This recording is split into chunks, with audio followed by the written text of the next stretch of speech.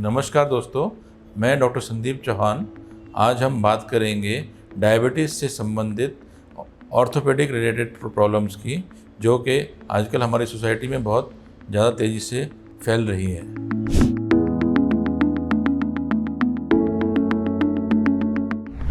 Diabetes जो कि एक मल्टी सिस्टम बीमारी है और बरसों से चली आ रही है, और आजकल हमारी जैसे जैसे खान पान चेंज हो रहा है, इंडस्ट्रियलाइजेशन हो रही है और एवरेज लाइफ स्पैन आदमी का बढ़ रहा है और ओबेसिटी बढ़ रही है, वैसे ही डायबिटीज़ भी समाज में ज़्यादा बढ़ती जा रही है। डायबिटीज़ से लॉन्ग स्टैंडिंग टाइम से अगर डायबिटीज़ लोगों में रहती है, उससे हमारे पेरिफेरल नर्वस सिस्टम पर अफेक्ट पड़ता है, और जो हमारी बारीक स्किन की नसें हैं पैरों की, वो आहिस्ता आहिस्ता ख़राब होती जाती हैं और बारीक खून की नसें भी ब्लॉक हो जाती हैं, जिससे कि हमारे पैर में कंडीशन स्टार्ट हो जाती है जिसको बोलते हैं डायबिटिक फुट।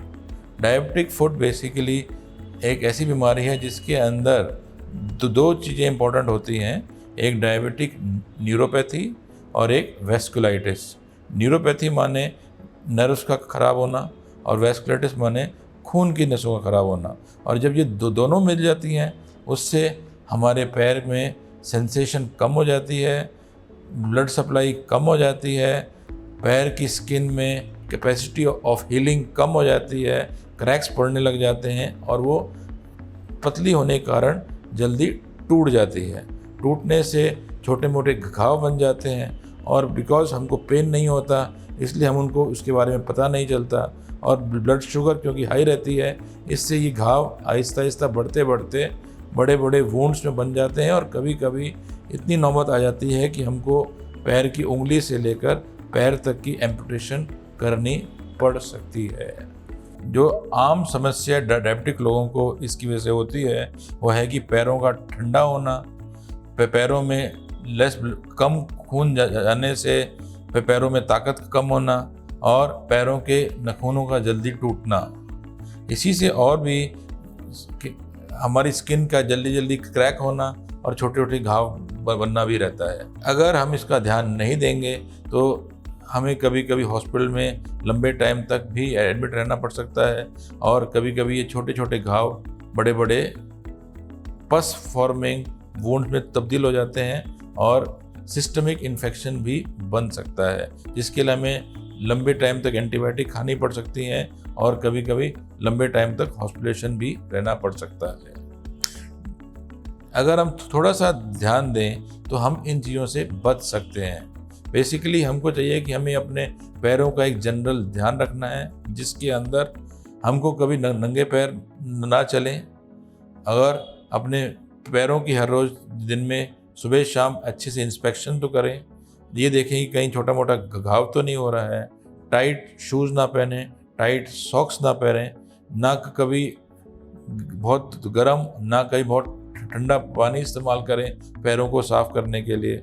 अगर कभी साबुन या तेल का इस्तेमाल करना है तो वो बहुत सॉफ्ट और जेंटल तरीके से करें। बहुत ही ज़्यादा हैवी मेडिकेटेड साबुन्स का इस्तेमाल नहीं करना चाहिए। अपने नाखूनों को अगर काटना है तो ये ध्यान रखें कि नाखूनों को कोनों को अंदर तक ना काटें, जिससे कि वहाँ घाव बनने का खतरा रहे। और अगर हम स्मोकिंग करते हैं या अल्कोहल लेते हैं तो उसको अगर त्याग दें तो अच्छा है।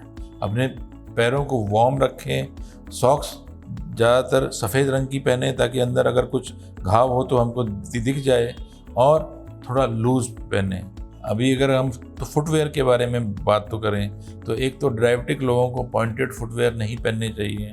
अगर आपको शूज़ खरीदने हैं नए तो आफ्टरनून के बाद शूज़ खरीदने जाएं, ताकि उस टाइम तक हमारे पैर का साइज़ थोड़ा बढ़ जाता है और हमारे को थोड़ा फिटिंग का शू मिलेगा। अगर हमको शूज़ खरीदना है तो हर 6 महीने पे या साल में अपने शू का साइज़ चेक करते रहें, क्योंकि जैसे जैसे हमारी डायबिटिक न्यूरोपैथी बढ़ती है हमारे पैर का शेप चेंज होती रहती है, और उस शेप के चेंज होने से हमारे शू का साइज़ भी असर पड़ता है।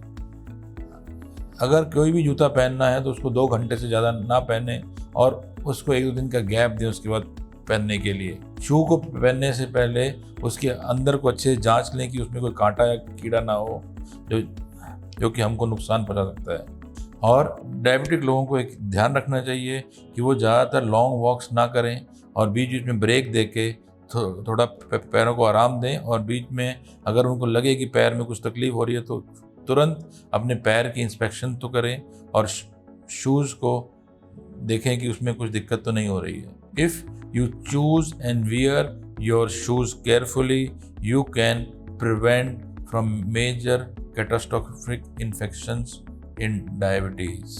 अगर हमारी डायबिटीज़ लॉन्ग स्टैंडिंग हो जाती है और ये अगर बीमारी बढ़ती रहती है तो हमारे पैर की जब शेप चेंज होती है तो उसमें कभी कभी हमारे पैर में अबनॉर्मल एरियाज बन जाते हैं जहाँ पर एक्स्ट्रा प्रेशर पड़ने लग जाता है, जिसका एक नाम है रॉकर बॉटम फुट।